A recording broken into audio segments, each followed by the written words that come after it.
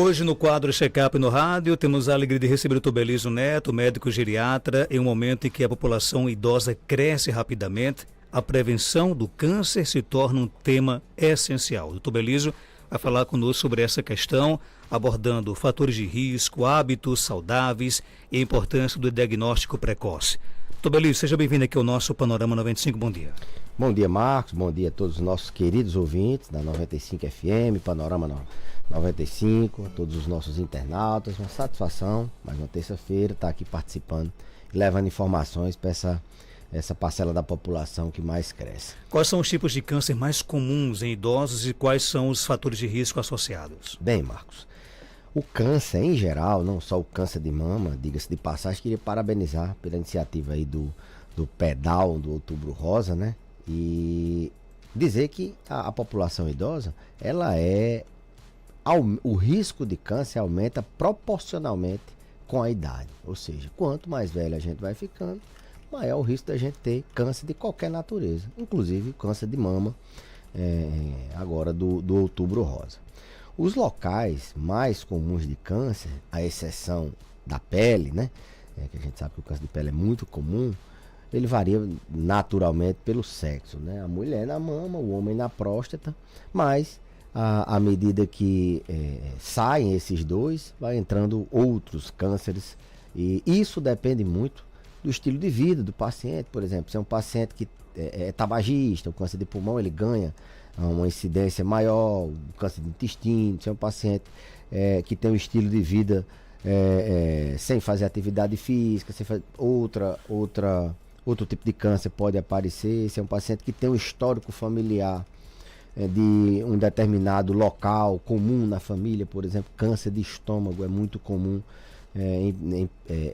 tem o fator hereditário muito importante. Então a incidência dos principais cânceres, eles podem variar de acordo com o sexo, de acordo com o histórico familiar, de acordo com o estilo de vida daquele paciente, mas via de regra, como eu falei, na mulher a mama, no homem a próstata, e aí vem outros cânceres, como câncer de intestino, como câncer de pulmão, como câncer de boca, como câncer de estômago, câncer em diversas áreas, a depender de, como eu falei, do sexo, da idade, a depender do estilo de vida, se aquele paciente tem uma história familiar positiva para determinado câncer. A alimentação, ela pode impactar a prevenção do câncer na terceira idade ou não tem nada a ver? Ela pode impactar a prevenção do câncer em qualquer idade.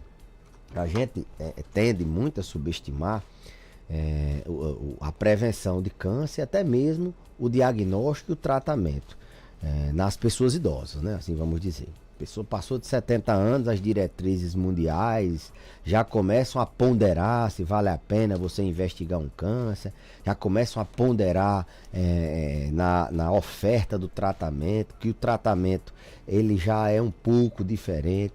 A gente sabe que isso é perigoso. A gente tem um aumento do número de pessoas que são independentes, são robustas, que vão viver muitos anos, e a gente não pode limitar o rastreio de câncer simplesmente pela idade. Tem gente com 65 anos que vai viver 20 anos ainda, 30 anos, e essa pessoa não vai mais fazer preventivo ginecológico, porque teoricamente o preventivo ele a partir de 65 anos, se a pessoa tiver alguns anos feito e esse preventivo foi negativo, essa pessoa não é mais recomendado fazer o preventivo. Determinada idade não é mais recomendado fazer a mamografia. A gente tem que levar em consideração aspectos do ponto de vista de estimativa de vida. Se esse paciente ele tem condições de viver mais 10, 20 anos, a gente tem como calcular isso, tem algumas formas. Se esse paciente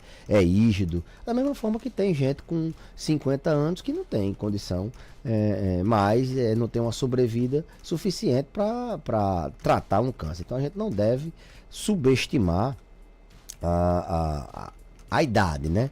E algumas, agora respondendo sua pergunta, e existem alguns, além de estilo de vida, de história familiar, de genética, de idade, sexo, existem alguns alimentos que eles são considerados carcinógenos. O que é isso? São alimentos que podem induzir o indivíduo a ter câncer. Se ele tem uma predisposição, esses alimentos eles podem fazer com que aquela predisposição, aquele risco de ter, se torne uma realidade. Ele pode induzir as mutações cancerígenas, assim, podemos chamar. Alimentos como enlatados, industrializados, conservas, esses alimentos que têm o objetivo de ficar muito tempo na prateleira, então ali são colocados produtos que podem aumentar o risco de câncer, os chamados produtos químicos, os agrotóxicos, esses alimentos, eles são indutores de câncer, então ter uma alimentação mais natural, uma alimentação mais orgânica, mais saudável, previne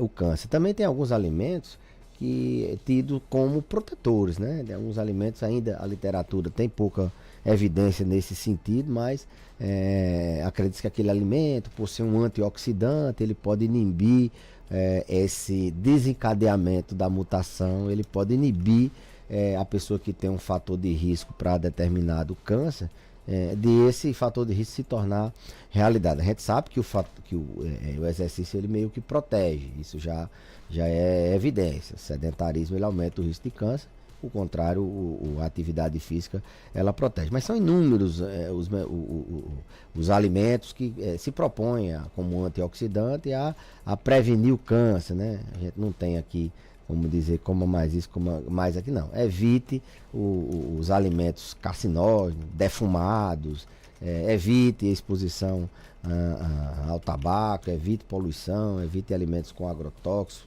enlatados, conservas. Esses são alimentos que podem fazer com que você tenha câncer. Se você evitá-los, você vai estar...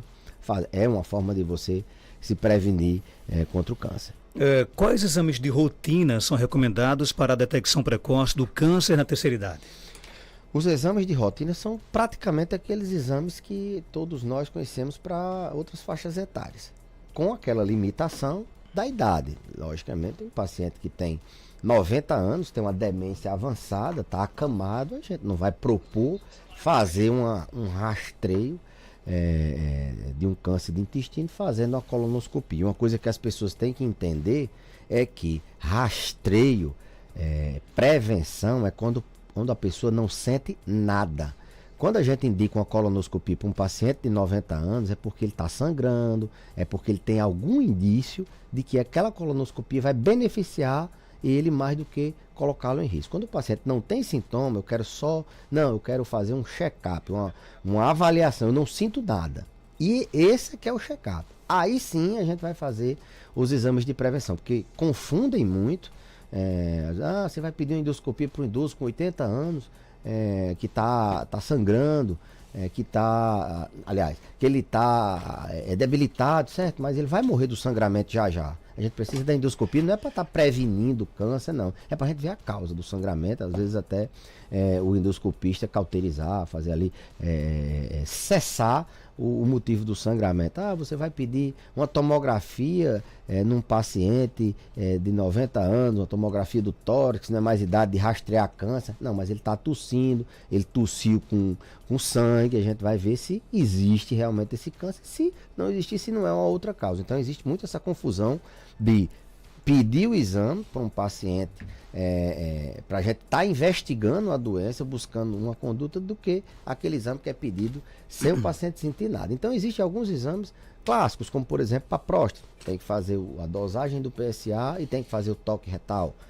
O novembro, né? Novembro azul, a gente chama a atenção para a população masculina que tem um câncer de próstata, nas mulheres o câncer de mama, fazer a mamografia a partir dos 60, 65 anos, até dizem 70, 80 anos, mas eu defendo aquela tese de que até o paciente ter uma quantidade de vida, uma expectativa de vida menor do que 10 anos, isso sim pode fazer com que você interrompa essa investigação. Então, PSA, toque retal, mamografia, colonoscopia, que é o exame para você detectar câncer antes que ele tenha seus sintomas no intestino. Tem a pesquisa de sangue oculto nas fezes, você pede se o paciente está perdendo sangue pelas fezes. Eu sempre digo, isso é o preventivo do intestino.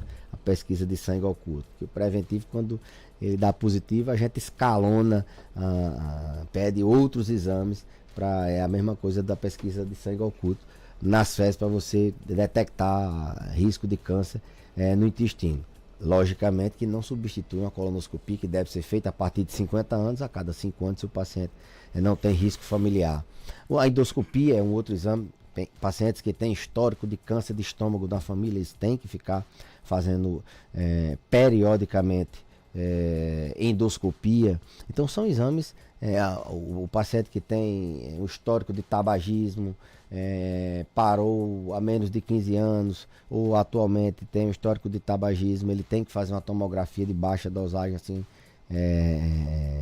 chamada uma tomografia com menos radiação, para poder você precocemente detectar o câncer e você tratar, se for o caso. Esse paciente você vai propor, se ele tiver realmente condições de ser tratado, não adianta você propor investigar uma coisa se você não tem como tratar. Então, são os exames assim mais comuns que a gente, na prática, na consulta, aquele paciente que vai para o check-up, rotineiro, aquela pessoa que está entrando na terceira idade e ele quer buscar trilhar a rota da longevidade com saúde, ele não quer trilhar aquela rota do mal, de dependência, de câncer, de doenças cardíacas que limitem, de doenças osteoarticulares. Ela está buscando, não, eu quero fazer, quero que eu tenha um médico que possa me orientar, não só a parte cardíaca, mas que possa me orientar a minha mente, por onde é que eu devo percorrer, pesquisar risco de câncer, pedir os exames, nesse sentido que a gente faz a orientação ao paciente. Não é só sair pedindo exames laboratoriais, pedindo tudo isso, não. Você é individualizar, e o check-up, a prevenção, ela não só é cardíaca, não, como muitas vezes a gente tem a ideia, né? Não, eu vou para o cardiologista, eu vou fazer meus exames do coração, fez o check-up. A maioria dos cardiologistas, eles não se atém só ao check-up cardiológico, eles realmente fazem um check-up, mas a população tem que ter essa ideia que prevenção começa com o próprio paciente, né? Aquela prevenção primária de alimentar-se saudável, de evitar sedentarismo, de buscar fontes de saúde para a sua vida, e ter a iniciativa de regularmente buscar o médico, principalmente essa faixa etária que está chegando aos 60 anos, que acha que é independente porque vai para as festas, são pessoas que não querem ter esse marco da velhice de 60 anos, elas querem se considerar pessoas, é bom se considerar mais jovem, mas um osso com 80 anos, você viu o presidente, caiu, 2 semanas eu falei de quedas aqui, eu disse, olha, tem que prevenir queda, porque os idosos eles caem principalmente dentro de casa e principalmente do banheiro. E quando eles caem, eles têm um risco de fratura em 30% das vezes. Esses pacientes têm um risco de morrer por causa disso, porque pode fraturar o crânio, pode fraturar o fêmur. Tá aí o presidente Lula, infelizmente, ele caiu no banheiro, bateu a cabeça e fez um hematoma subdural. Pelo que eu estou percebendo aí pela mídia, ele deve ter feito um sangramento, porque o osso dele, por mais independente que ele seja, que é um homem que passa o dia todo viajando, trabalhando, dando entrevista, é um homem extremamente ativo, mas o osso dele tem 79 anos, tem 75, eu acho, sei lá, perto de 80. Então, essas pessoas que negam a velhice, que negam que estão chegando lá, elas precisam entender que o osso, o coração, o cérebro, o rim dela, ela pode ter a mente jovem, mas o físico ela precisa se cuidar, precisa prevenir a queda, precisa fazer a densitometria, precisa fazer a mamografia, precisa fazer o toque retal. Não, eu não tenho problema não, vou fazer ali uns exames laboratoriais, meu colesterol tá bom, tá tudo bem comigo. Não é bem assim não. Qual a importância da atividade física regular na redução do risco de câncer em idosos? Tem muito se estudado nesse aspecto, né? Tinha-se a dúvida se realmente fazer atividade física prevenir o câncer, né? E isso foi constatado. A literatura diz que realmente a atividade física protege. Ela é uma forma de produzir esses agentes oxidantes, então ela tira os radicais livres que podem induzir uma mutação, pode levar o paciente a desenvolver um câncer. Mas a atividade física, Marcos, eu costumo dizer que ela é um caminho que você começa a percorrer e chama os outros